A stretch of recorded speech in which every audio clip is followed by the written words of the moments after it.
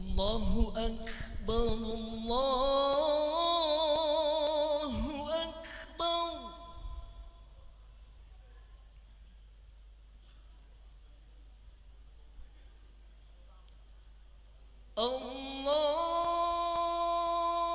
الله أكبر الله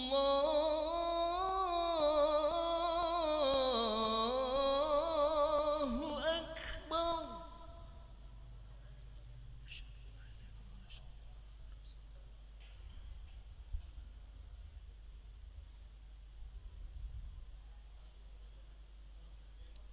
أشهد أن لا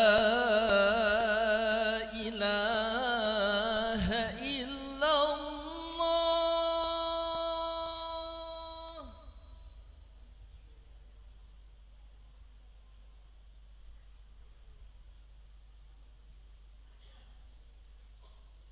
أشهد أن لا إله إلا الله.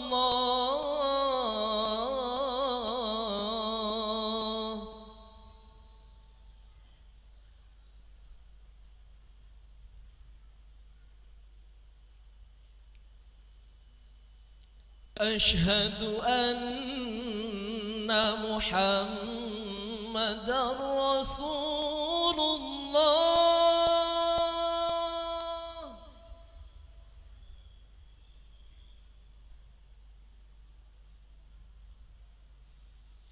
أشهد أن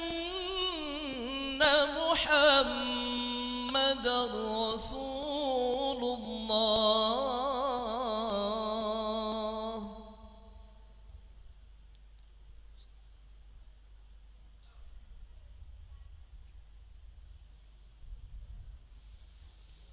حي على الصلاة.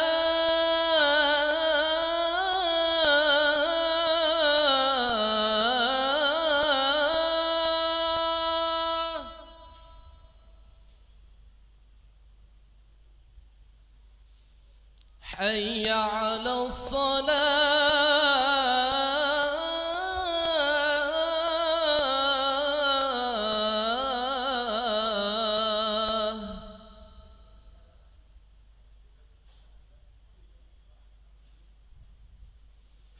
حي على الفلاح.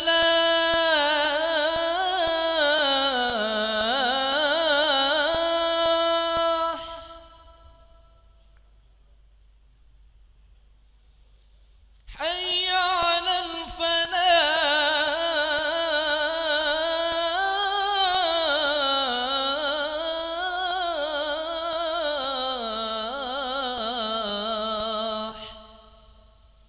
الله أكبر الله أكبر. لا إله إلا الله.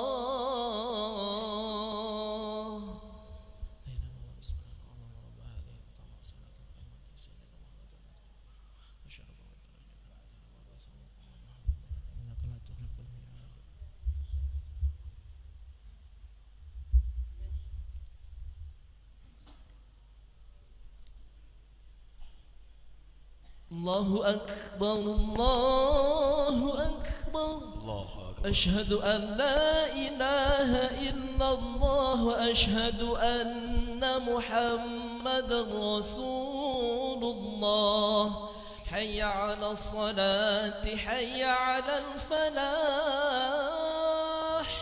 قد قامت الصلاة قد قامت الصلاة.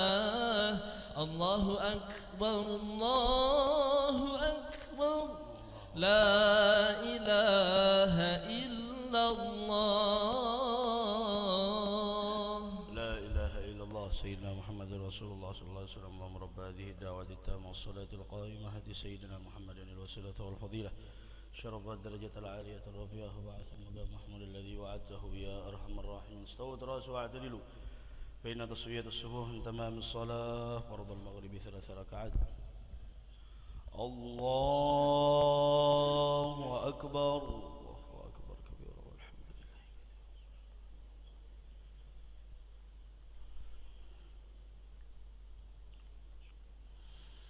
بسم الله الرحمن الرحيم الحمد لله رب العالمين الرحمن الرحيم مالك يوم الدين إياك نعبد وإياك نستعين اهدنا الصراط المستقيم صراط الذين أنعمت عليهم غير المغضوب عليهم ولا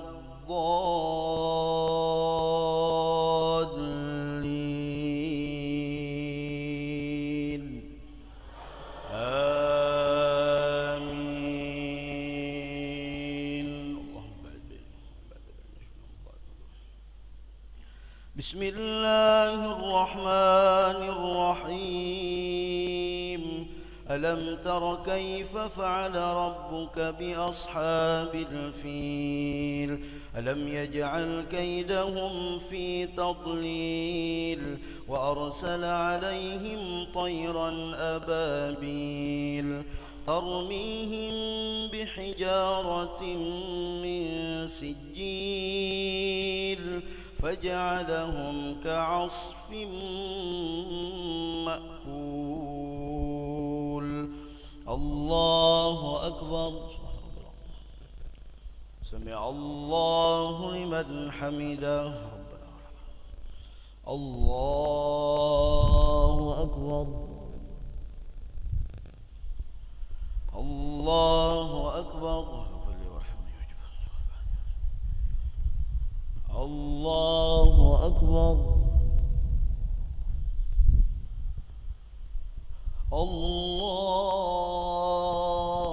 الله أكبر بسم الله الرحمن الرحيم الحمد لله رب العالمين الرحمن الرحيم مالك يوم الدين إياك نعبد وإياك نستعين اهدنا الصراط المستقيم صراط الذين أنعمت عليهم غير المغضوب عليهم ولا الضالين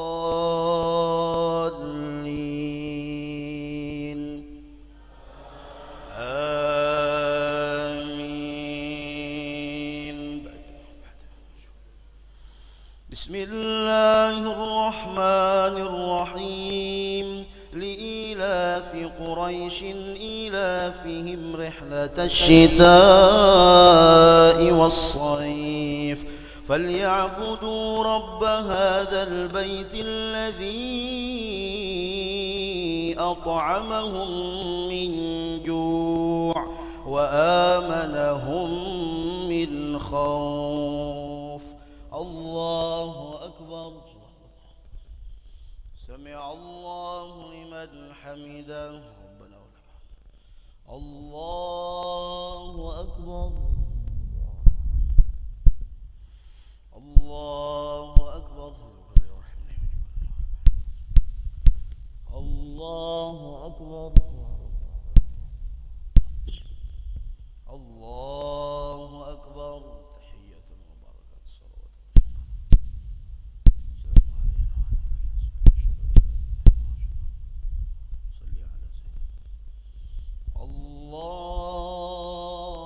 الله أكبر الحمد لله رب العالمين الصراط المستقيم صراط الذين أنعمت عليهم غير المغضوب عليهم ولا الضالين الله أكبر سمع الله لمن حمده ربنا ولك الله أكبر الله أكبر الله أكبر الله أكبر تحية السلام عليك أيها أشهد أن لا إله إلا الله أشهد أن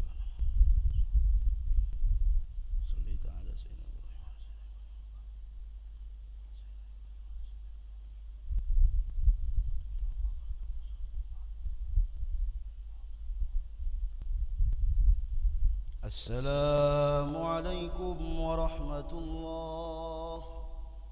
السلام عليكم ورحمة الله. استغفر الله العظيم. استغفر الله. لا إله إلا الله وحده لا شريك له، له الملك وله الحمد وهو يميت وهو على كل شيء قدير. لا إله إلا الله وحده لا شريك له، له الملك وله الحمد وهو يميت وهو على كل شيء قدير. لا إله إلا الله وحده لا شريك له، له الملك وله الحمد وهو يميت وهو على كل شيء قدير. لا إله إلا الله وحده لا شريك له، له الملك وله الحمد وهو يميت وهو على كل شيء قدير. لا إله إلا الله وحده لا شريك له، له الملك وله الحمد وهو يميت وهو على كل شيء قدير. لا إله إلا الله وحده لا شريك له، له الملك وله الحمد وهو يميت وهو على كل شيء قدير. لا إله إلا الله وحده لا شريك له، له الملك وله الحمد وهو يميت وهو على كل شيء قدير. لا إله إلا الله وحده لا شريك له، له الملك وله الحمد وهو يميت وهو على كل شيء قدير. لا إله إلا الله وحده لا شريك له، له الملك وله الحمد وهو يميت وهو على كل شيء قدير. لا إله إلا الله وحده لا شريك له، له الملك وله الحمد وهو يميت وهو على كل شيء قدير وإليه المصير. اللهم أجرنا من النار. اللهم أجرنا من النار. اللهم أجرنا من النار. اللهم أجرنا من النار. اللهم أجرنا من النار. اللهم أجرنا من النار. اللهم أجرنا من النار. استغفر الله العظيم الذي لا إله إلا هو الحي القيوم وأتوب إليه. استغفر الله العظيم الذي لا إله إلا هو الحي القيوم وأتوب إليه. استغفر الله العظيم الذي لا إله إلا هو الحي القيوم وأتوب إليه. استغفر الله. استغفر الله. استغفر الله. اللهم أنت السلام ومنك السلام، إليك يعود السلام. حين ربنا بالسلام وأدخلنا جنة دار السلام. بارك ربنا تعاليت يا ذا الجلال والإكرام. اللهم لا مانع لما أعطيت ولا معطي لما منعت ولا راد لما قضيت ولا ينفع ذا الجد منك الجد. اللهم أعني على ذكرك وشكرك وحسن عبادتك. لا إله إلا الله وحده لا شريك له، له الملك وله الحمد وهو على كل شيء قدير. لا إله إلا الله ولا نعبد إلا إياه، له النعمة وله الفضل وله الثناء الحسن. لا إله إلا الله مخلصين له الدين ولو كره الكافرون. سبحان من لا يعلم قدره غيره ولا يبلغ الواصبون صفته. سبحان ربي العلي الأعلى الوهاب. سبحان الله. سبحان الله. سبحان الله. سبحان الله. سبحان الله. سبحان الله. سبحان الله. سبحان الله. سبحان الله. الحمد لله. الحمد لله. الحمد لله. الحمد لله.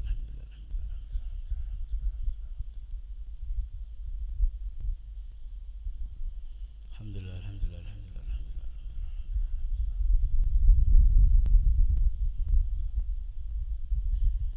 الله أكبر. الله أكبر. الله أكبر. الله أكبر.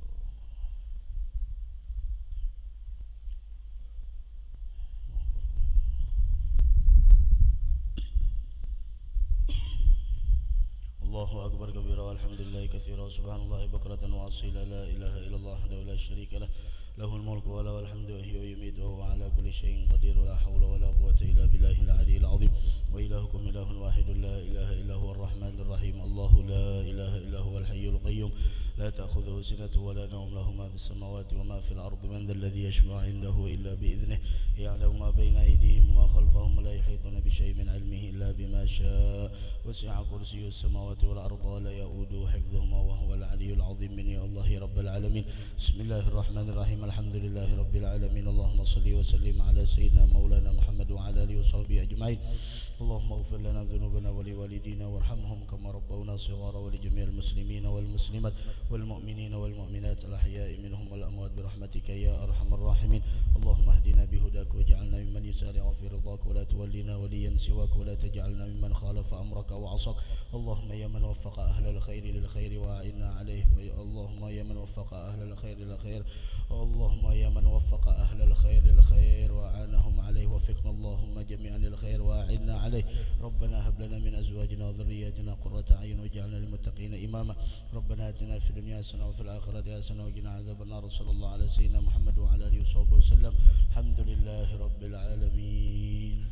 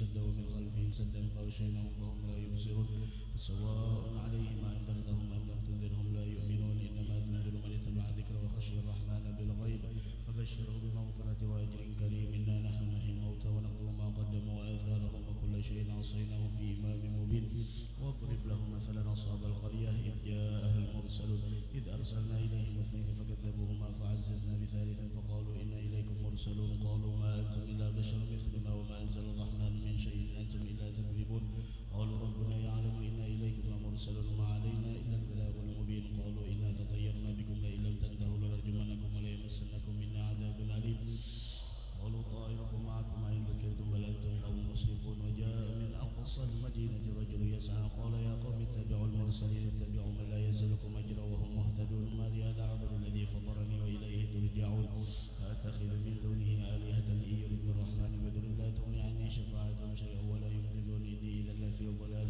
مبين إني آمنت بربكم فاسمعون قيل ادخلوا الجنة قال يا ليت قومي يعلمون بما غفر لي ربي وجعلني من المكرمين وما أنزلنا على قومه بعده من جند من السماء وما كنا منزلين إن كانت إلا صيحة واحدة فإذا هم خامدون فحسرة على العباد ما يأتيهم من رسول لا كانوا به يستهزئون ألم يروا كم أهلكنا قبلهم من القرون أنهم إليهم لا يرجعون وإن كل لما جميع لدينا محضرون وآية لهم الأرض الميتة وأحييناها وأخرجنا منها حبا فمنه يأكلون وجعلنا فيها جنات من نخيل وعناب وفجرنا فيها من العيون ليأكلوا من ثمره وما عملت أيديهم فلا يشكرون سبحان الذي خلق الأزواج كلها مما تنبت الأرض ومن أنفسهم ومما لا يعلمون وآية لهم الليل نسلخ منه النهار فإذا هم مظلمون والشمس تجري لمستقر لها ذلك تقدير العزيز العليم والقمر قدرناه منازل حتى عاد كالعرجون القديم الشمس ينبغي لها أن تدرك القمر ولا الليل سابق النهار وكل في فلك يسبحون وآية لهم أنا حملنا ذريتهم في الفلك المشحون وخلقنا لهم بمثله ما يركبون وإن نشاء نغرقهم فلا صريخ لهم ولا هم ينقذون إلا رحمة منا ومتاعا إلى حين وإذا قيل لهم اتقوا ما بين أيديكم وما خلفكم لعلكم من آيات ربهم إلا كانوا عنها معرضين وإذا قيل لهم أنفقوا مما رزقكم الله قال الذين كفروا للذين آمنوا أن نطعم من لو يشاء الله أطعمه إن أنتم إلا في ضلال مبين ويقولون متى هذا الوعد إن كنتم صادقين ما ينظرون إلى صيحة واحدة تأخذهم وهم يخصمون فلا يستطيعون توصية ولا إلى أهلهم يرجعون ونفخ في الصور فإذا هم أجداث إلى ربهم ينسلون قالوا يا ويلنا من بعثنا من مرقدنا هذا ما وعد الرحمن وصدق المرسلون إن كانت إلا صيحة واحدة فإذا هم جميع لدينا محضرون فاليوم لا تظلم نفس شيئا ولا تجزون إلا ما كنتم تعملون أصحاب الجنة اليوم في شغل فاكهون هم وأزواجهم في ظلال على الأرائك متكئون لهم فيها فاكهة ولهم ما يدعون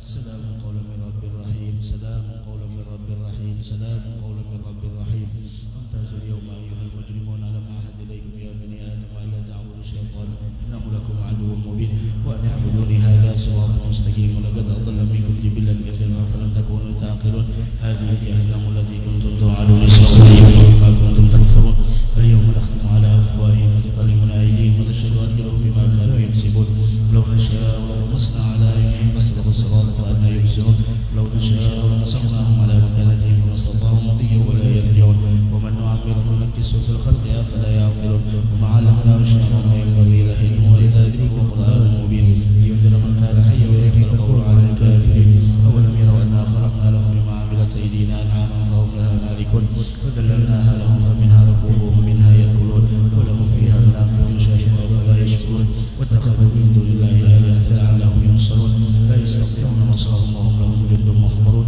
فلا يحزنك قولهم إنا نعلم ما يسألون وما يعلنون أولم يرى الإنسان أنا خلقناه فإذا هو حسيب مبين ضرب لنا مثلا ونسي خلقه قال ويحيي العظام وهي رميم قل يحييها الذي أنشاها أول مرة وهو بكل خلق عليم الذي جعلكم من الشجر الأخضر نارا فإذا أنتم منه توقدون أوليس الذي خلق السماوات والأرض بقادر على أن يخلق مثلهم بلى وهو الخلاق العليم إنما أمره إذا أراد شيئا أن يقول له كن فيكون سبحان الذي بيده إليه ترجعون بسم الله الرحمن الرحيم تبارك الذي بيده الملك وهو على كل شيء قدير الذي خلق الموت والحياة ليبلوكم أيكم أحسن عملا وهو العزيز الغفور الذي خلق 7 سماوات طباقا ما ترى في خلق الرحمن من تفاوت فارجع البصر هل ترى من فطور ثم ارجع البصر كرتين ينقلب إليك البصر خاسئا وهو حسير ولقد زينا السماء الدنيا بمصابيح وجعلناها رجوما للشياطين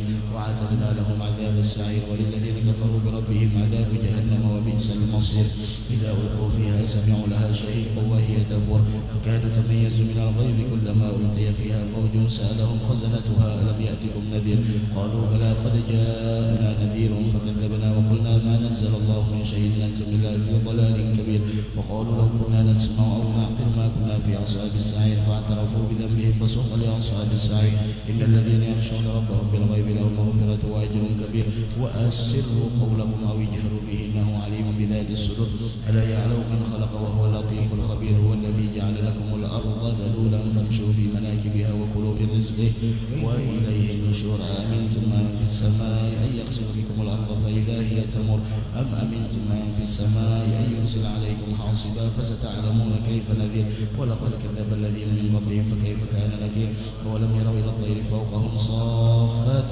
ويقبض ما يمسكهن إلا الرحمن إنه بكل شيء بصير أمن هذا الذي هو جند لكم ينصركم من دون الرحمن إن الكافرون إلا في غرور أمن هذا الذي يرزقكم إن أمسك رزقه بل لجوا في عتو ونفور أفمن يمشي مكبا على وجهه أهدى أمن يمشي سويا على صراط مستقيم قل هو الذي أنشأكم وجعل لكم السمع والأبصار والأفئدة قليلا ما تشكرون قل هو الذي ذرأكم في الأرض وإليه تحشرون ويقولون متى هذا الوعد إن كنتم صادقين قل إنما العلم عند الله وإنما أنا نذير مبين فلما رأوه زلفة سيئت وجوه الذين كفروا وقيل هذا الذي كنتم به تدعون قل أرأيتم إن أهلكني الله ومن معي أو رحمنا فمن يجير الكافرين من عذاب أليم قل هو الرحمن آمنا به وعليه توكلنا فستعلمون من هو في ضلال مبين قل أرأيتم إن أصبح ماؤكم غورا فمن يأتيكم بماء معين الله رب العالمين صدق الله العظيم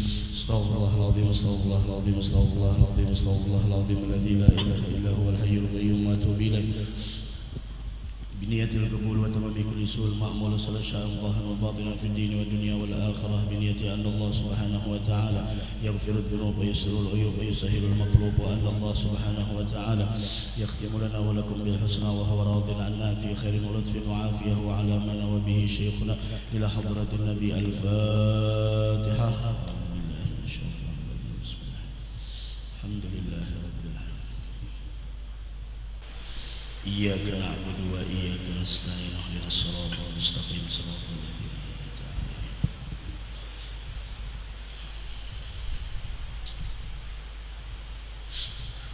أعوذ بالله من الشيطان الرجيم بسم الله الرحمن الرحيم الحمد لله رب العالمين الحمد لله على نعمه المتواترة وآياته المتكاثرة ومننه الغامرة والصلاة والسلام على سيد أهل الدنيا والآخرة سيدنا محمد بن عبد الله وعلى آله وأصحابه الأنجم الزاهرة أما بعد قال الله تعالى في كتابه الكريم أعوذ بالله من الشيطان الرجيم بسم الله الرحمن الرحيم ألا إن أولياء الله لا خوف عليهم ولا هم يحزنون الذين آمنوا وكانوا يتقون لهم البشرى في الحياة الدنيا وفي الآخرة وقال تبارك وتعالى في حديث القدس ألا إن أولياء الله في حديث القدس من عاد لي وليا فقد آذنته بالحرب. Alhamdulillah, kita bersyukur kepada Allah Subhanahu wa taala di malam hari yang mulia ini. Sama-sama kita dikumpulkan oleh Allah Subhanahu wa taala di malam yang mulia, malam 10 pertama di bulan Dzulhijjah. Sama-sama kita meniatkan untuk menghidupkan malam tersebut dengan i'tikaf dan menuntut ilmu, berserta kita berzikir kepada Allah Subhanahu wa taala. Karena sesungguhnya orang yang menghidupkan malam-malam 10 pertama di bulan Dzulhijjah, maka nilainya sama dengan orang yang beribadah di malam Lailatul Qadar. Mudah-mudahan kita diterima di sisi Allah Subhanahu wa taala. Sebagaimana yang kita ketahui bahwa inda dzikris shalihin tatanazzalur rahmat. Ketika kita menguyak, ketika kita menyebut, ketika kita di sana mengenang daripada perjalanan hidup orang saleh, maka pada saat itulah banyak rahmat yang Allah turunkan di tempat itu. Mudah-mudahan dari sekian banyak rahmat yang Allah turunkan pada saat ini menjadi penyebab segala dosa kita diampuni Allah, segala hajat kita dikabulkan Allah. Mudah-mudahan kita selamat dunia wal akhirah. Mudah-mudahan kita diluaskan rezeki yang halal, dihindarkan oleh Allah dari bala musibah, diangkat segala penyakit, dan mudah-mudahan panjang umur dalam sehat, taat ibadah kepada Allah, istiqamah di dalam ketaatan kepada Allah, dan mudah-mudahan kita seberataan wafat dalam keadaan husnul khatimah. Amin amin amin ya rabbal alamin. Dan adalah halnya, yaitu kebiasaan Tuan Syekh Samman ngaran Sidin Muhammad bin Abdul Karim As-Samman Al-Madani, cuman nang masyhurnya yaitu Syekh Samman. Tiap tahun amun masuk bulan Dzulhijjah, maka mengingatkan kita seberataan tentang wafatnya beliau. Mudah-mudahan dapat barokah sidin seberataan. Jarulun malam tadi, keberkahan para wali, keberkahan orang soleh, keberkahan para ulama akan kita dapatkan sekedar bagaimana husnudzon kita, sangka baik kita dengan mereka. Karena guru mulia Al-Habib Umar, beliau mengatakan, mudahan sedin panjang umur sehat wal afiyah, al-madad ala qadril mashhad.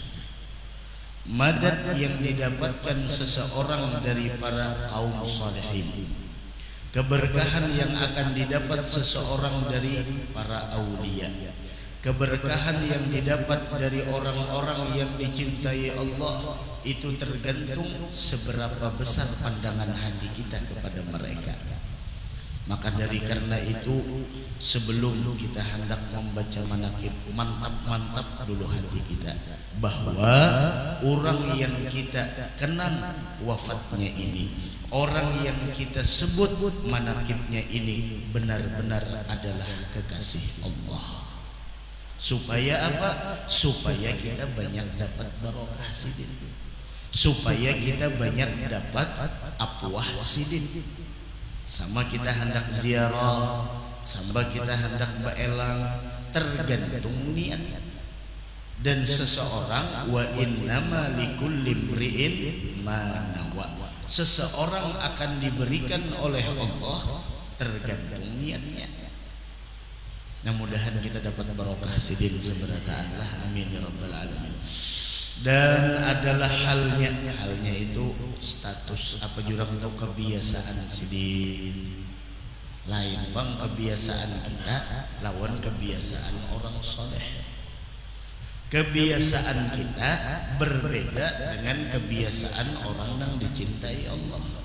Nah, dari karena berbeda itulah Allah mengatakan di dalam Al-Quran, la yastawi ashabun nar wa ashabul jannah. Kada sama orang yang calon penghuni neraka dengan calon penghuni surga. Kada sama, baik dari segi kebiasaan, baik dari segi ucapan, baik dari segi tingkah laku, seberataan. Dan mereka pun para aulia wassalihin lahum darajatun inda rabbihim, mereka mempunyai derajat yang sangat banyak di sisi Allah Subhanahu wa taala. Nah, jadi kita membaca manaqib ni Pak Ibu kada lain kecuali kita hendak baca ramin. Kalau kita hendak sukses di dunia, otomatis kita melihat orang yang telah menempuh kesuksesan di dunia. Kalau kita hendak sukses di dunia dan di negeri akhirat, otomatis kita melihat bagaimana perjalanan hidup mereka yang sampai mereka mendapatkan dahabu bisyarafid dunya wa na'imil akhirah. Mereka telah meninggalkan kita dengan membawa kemuliaan dunia dan mereka meraih kenikmatan di negeri akhirah. Hidup kada balawasan. Nah, ini. Lihat orang nang kaya ini, nang kaya itu sidin, saurang nang kaya apa? Itu gunanya majelis haul, gunanya kita membaca managib agar kita ini seberataan mengambil iktibar, mengambil pembelajaran dari apa yang kita dengar di sana. Kalau keadaan kita sebelum haul dan setelah haul, keadaan kita sebelum dibacakan managib dan sesudah dibacakan managib sama seperti itu, maka kita tidak mengambil manfaat. Harus kita ambil manfaat. Di antaranya apa? Di antaranya adalah beliau yaitu selalu dalam keadaan zikrullah siang dan malamnya. Selalu di dalam keadaan zikir, ingat lawan Allah. Pernah suatu hari Nabi kita Muhammad sallallahu alaihi wa ala alihi wasallam beliau ditanya, "Ya Rasulullah, amalan apakah yang paling istimewa? Amalan apakah yang paling afdal? Amalan apakah yang paling tinggi kedudukannya di sisi Allah Subhanahu wa taala?" Maka Rasul menjawab, "Wala yazalu lisanuka ratbun min dzikrillah." Amalan yang paling hebat, amalan yang paling istimewa, senantiasa lisanmu selalu basah di dalam berzikir mengingat kepada Allah. Orang terbaik, amun lisan rancak menyebut nama Allah, amun lisannya selalu basah di dalam berzikir kepada Allah, otomatis orang tadi itu kada lagi menguyan yang lain. Apalagi kalau orang tersebut lisannya basah di dalam memuji orang yang paling berhak dipuji, siapa? Yaitu kekasih Allah, Nabi kita Muhammad sallallahu alaihi wasallam. Sampai jar Habib Ali Habsyi, wala yumallu takraruhu bikasrati tardad. Biar dibuliki kayak apa aja, sekali, dua kali, tiga kali, kada pernah bosan di dalam mengingat dan menyebut kebaikan Nabi kita Muhammad sallallahu alaihi wasallam. Apalagi nih kita nih di bulan Dzulhijjah. Di bulan Dzulhijjah, imbah itu pulang di 10 pertama bulan Dzulhijjah. Jangan kita kotori lisan kita di dalam menyebut hal yang lain. Rasul mengingatkan kita bahwasanya fa'aksiru fihinna minat tasbih wat tahmid wat tahlil wat takbir. Anjuran Rasul setelah beliau menyebutkan tidak ada amalan yang paling dicintai Allah untuk dilakukan melebihi di 10 pertama bulan Dzulhijjah. Ini sudah 3 malam kita. Malam Ahad masuk malam Senayan, malam Selasa, malam Arba, malam ini malam Arba sudah 4 malam, 3 hari 4 malam. Berapa zikir sudah yang kita ucapkan. Amal soleh tidak ada yang paling dicintai oleh Allah dilakukan melebihi dari 10 pertama bulan Dzulhijjah. Kemudian sahabat ada yang bertanya, walal jihad fi sabilillah ya Rasulullah, walaupun pahala jihad tidak bisa menandingi pahala amal soleh yang dilakukan 10 pertama bulan Dzulhijjah, walal jihad. Meskipun orang yang berjihad, melainkan orang yang keluar dari rumahnya, dia berjihad, dia habiskan seluruh hartanya dan dia korbankan jiwanya dan semuanya tidak kembali ke rumahnya sedikit jua pun, baru orang tersebut menyamai setara nilainya dengan orang yang beribadah di 10 siang dan malamnya pertama bulan Dzulhijjah. Mudah-mudahan dapat taufik hidayah kita kan. Ini keadaan orang baik, ini keadaan orang. Selalu lisan kita basah di dalam berzikir kepada Allah. Selalu lisan kita basah di dalam berzikir kepada Allah. Jangan sampai muntung kita malah selalu basah di dalam memuyak keaiban orang. Jangan. Orang bisi aib, kita bisi aib. Orang bisi muntung, kita bisi muntung. Sebagaimana kita kada ketujuh dikuya kekurangan kita, mintu jua orang pun kada ketujuh kekurangan orang kita kuya. Jangan. Nyamun sudah terbiasa muntung ini nyambati orang lalu barat nak berzikir itu barat melihat Quran aja kada suah 24 jam dalam rumah melihat ya kada, apalagi hendak menjampai jauh sekali hendak membuka, jauh sekali hendak membaca, sedangkan kita di dalam bulan yang sangat mulia. Nah itu amalan yang paling luar biasa.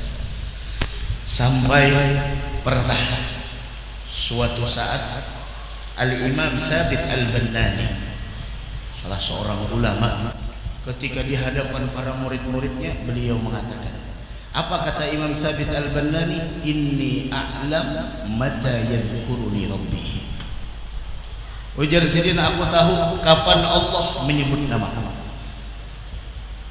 Seberataan bingung. Ketika Al-Imam Thabit Al-Bannani mengatakan inni a'lam mata yadhkuruni Rabbi, inni a'lamu mata yadhkuruni Rabbi, aku mengetahui, kata beliau, kapan Tuhanku menyebut namaku. Kemudian ada yang memberanikan diri untuk bertanya kepada Al-Imam Thabit Al-Bannani. Kemudian ada yang bertanya, ya Imam, kaifa ta'lamu dzalik?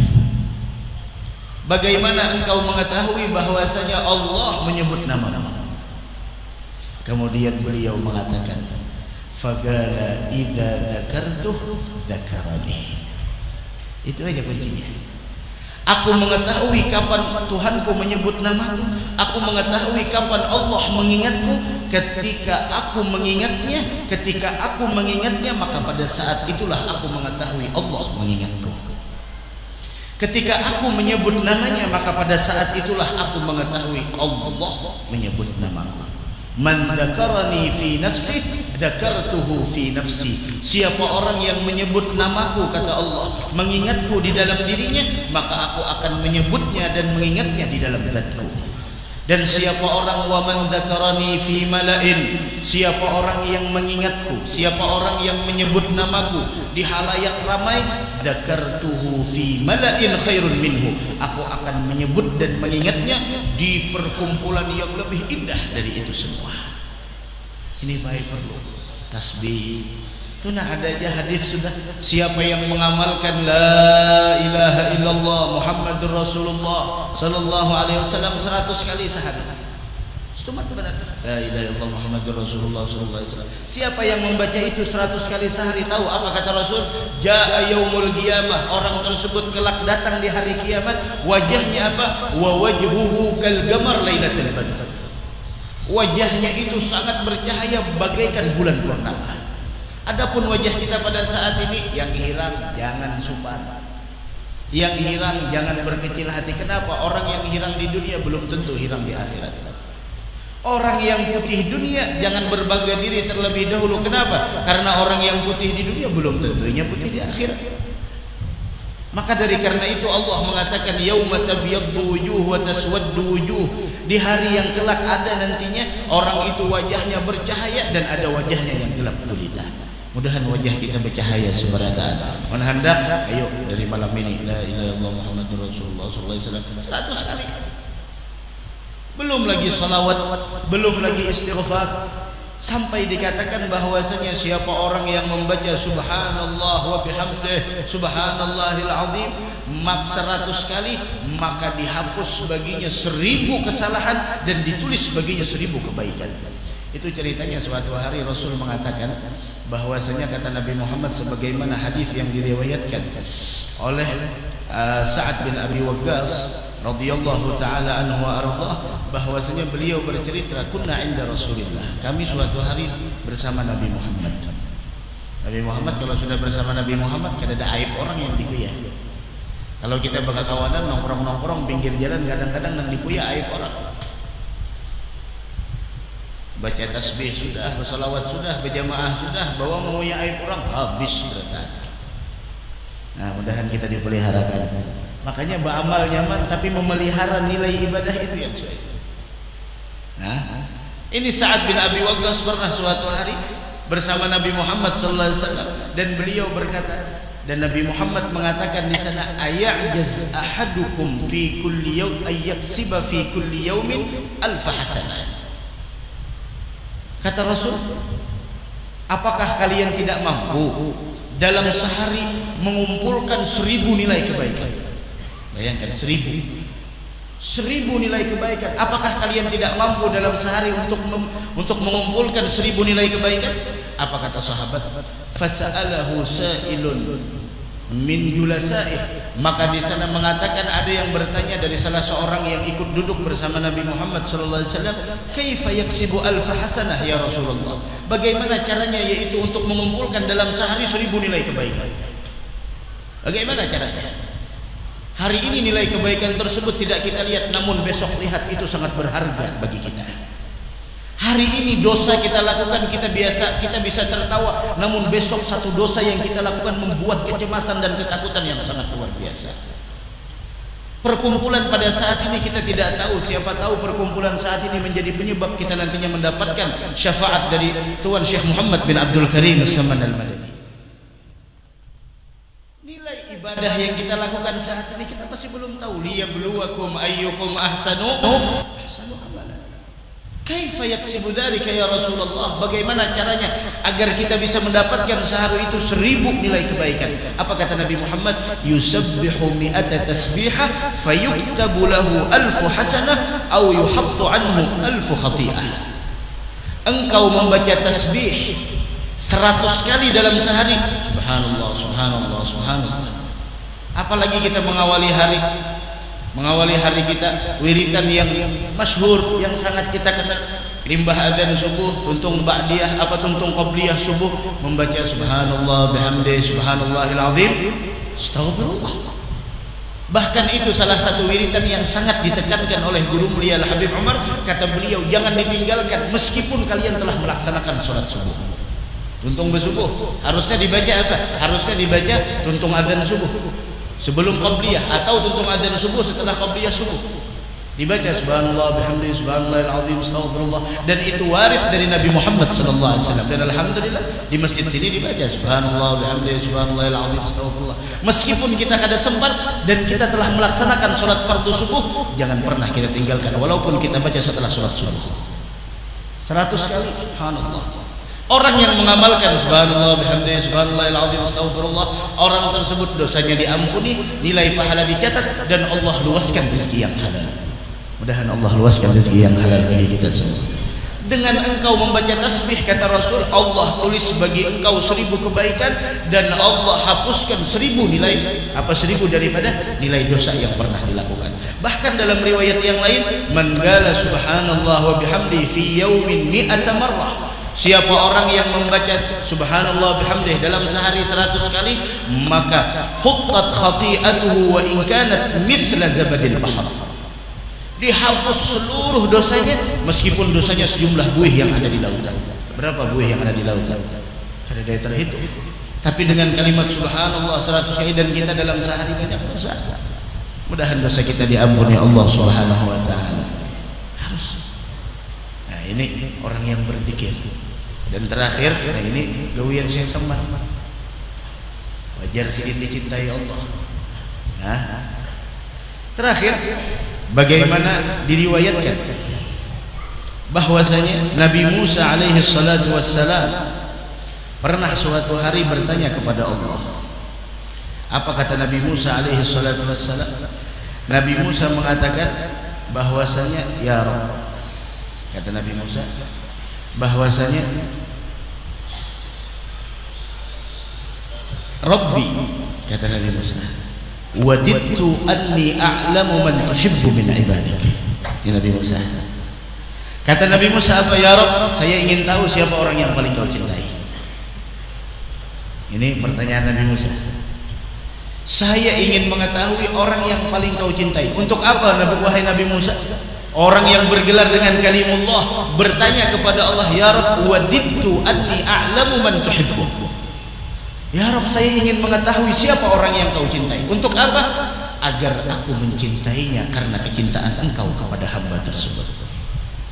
Wajar kita di setiap majelis haul memperingati wafatnya ulama fulan, habib fulan, wali fulan, kita berkumpul karena cinta. Kenapa? Nabi Musa pun di sana bertanya kepada Allah, ya Rabb, siapa orang yang kau cintai? Saya ingin tahu. Untuk apa? Untuk aku cintai dia. Kenapa mencintai orang tersebut? Karena Allah mencintai orang itu. Dan kita datang di sini insyaallah karena cinta. Mudah-mudahan yuhsyarul mar'u ma'a man ahab, seseorang akan dikumpulkan dengan orang yang dia cintai. Namun kecintaan harus dibuktikan dengan peneladanan. Kita teladani beliau. Paling tidak kita di sana bersolawat 100 kali, jangan kurang 300 kali atau 1000 kali. Dengan niat mudah-mudahan kita kelak dapat syafaatnya Nabi Muhammad sallallahu alaihi wasallam. Kemudian apa kata Allah? Allah mengatakan ketika Nabi Musa mengatakan seperti itu, saya ingin mengetahui orang yang paling kau cintai agar aku mencintai orang tersebut. Apa kata Allah? Qala idza ra'aita 'abdi yadhkuruni. Apabila engkau wahai Musa melihat hambaku mengingatku, menyebut namaku, fa'lam anni adzintu lahu. Aku yang mengizinkan lisannya untuk menyebut namaku.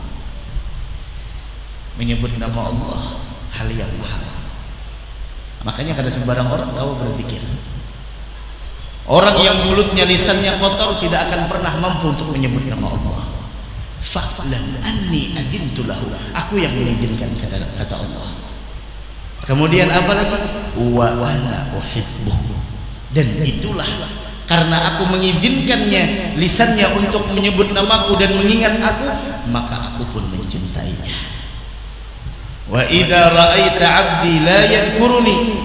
Apabila engkau melihat hambaku dia tidak pernah mengingatku, tidak pernah menyebutku, fa ana hajabtuhu an dzalik. Aku yang menghalanginya dari itu, wa ana ubghiduhu, dan aku membenci orang tersebut. Cuma itu. Kita pada saat ini berkumpul, siapa yang mengizinkan? Allah.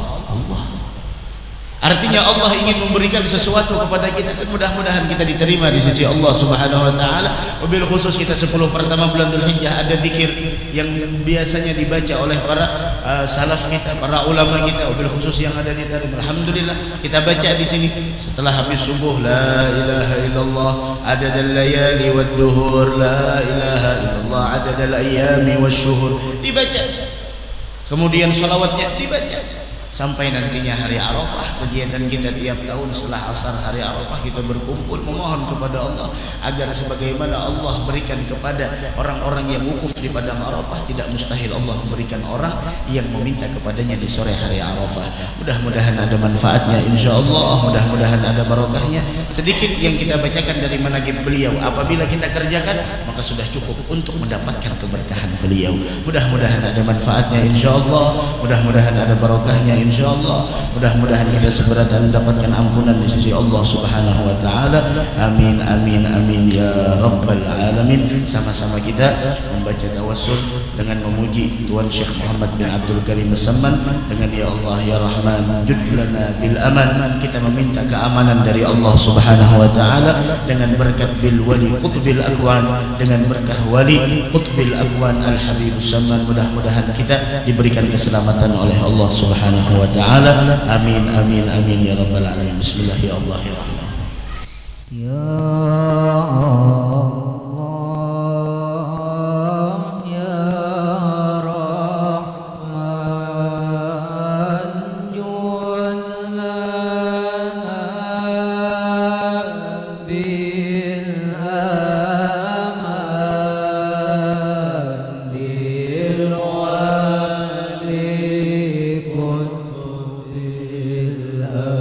الأقوال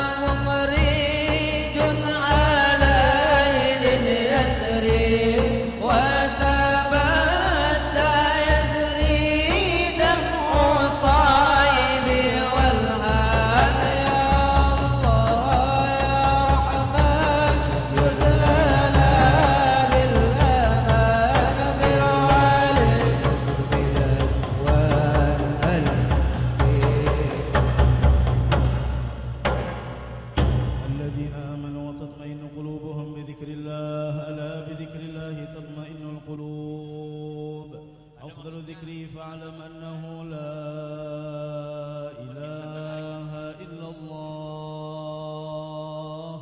لا إله إلا الله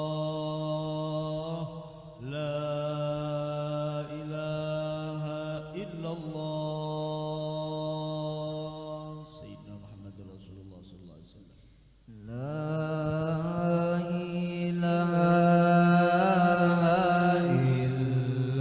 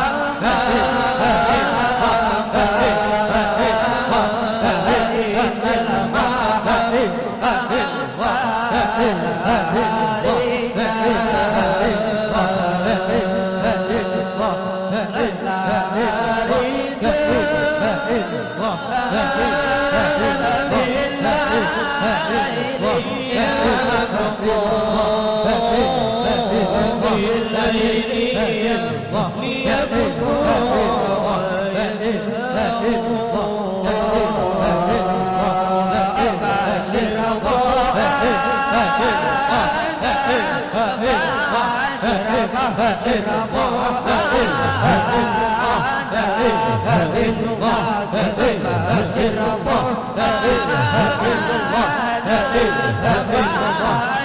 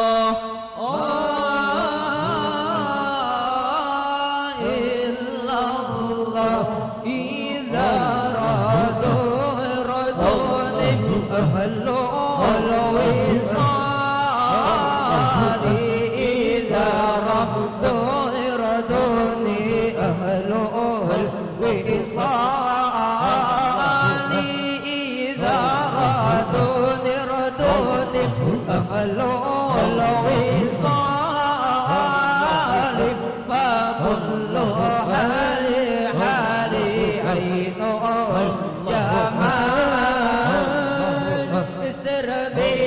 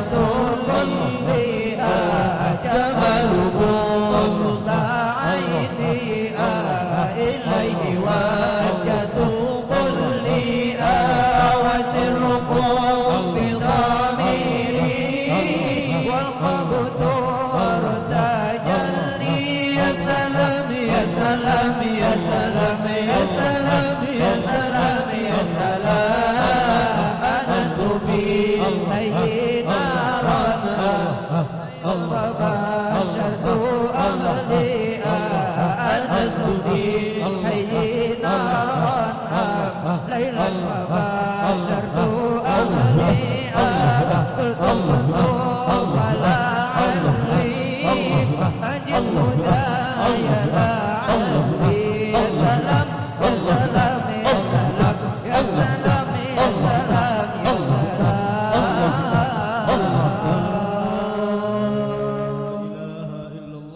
سيدنا محمد رسول الله لا إله إلا الله سيدنا محمد رسول على الله سيدنا محمد يا ربي صل عليه وسلم اللهم صل على سيدنا محمد يا ربي صل عليه يا الله يا وسلم رب العالمين بسم الله الرحمن الرحيم الحمد لله رب العالمين اللهم صل وسلم على سيدنا مولانا محمد وعلى اله وصحبه اجمعين اوصل اللهم ثوب ما عملنا هديه واصله رحمه نازله وبركة شاملة وصدقة متقبلة نهديها ونقدم إلى حضرة سيدنا رسول الله محمد بن عبد الله وعلى آله وصحبه وأزواجه وذريته أجمعين ثم إلى أرواح آبائه وإخوانه من بها المسلمين صلاة الله وسلامه عليه وعليهم أجمعين ثم إلى أرواح أربعة الأئمة المجتهدين المقلدين في دين علماء العاملين والفقهاء والمحدثين والقراء والمفسرين سادة الصوفية المحققين وتابعين بإحسان إلى يوم الدين ثم إلى أرواح من قرأناها هنا بسببهم وتلونا القرآن العظيم من أجرهم وجهتهم ممن أنت أعلم بهم بأسمائهم يا مولانا يا رب العالمين خصوصا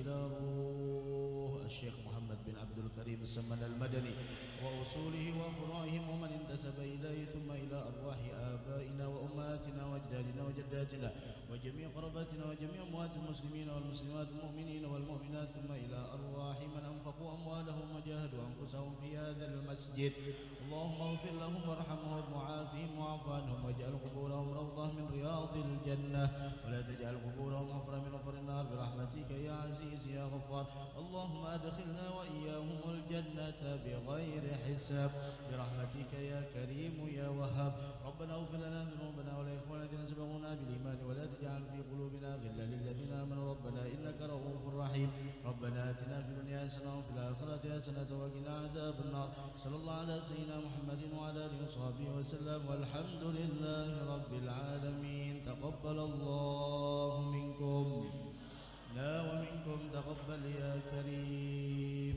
أذن العشاء أذن العشاء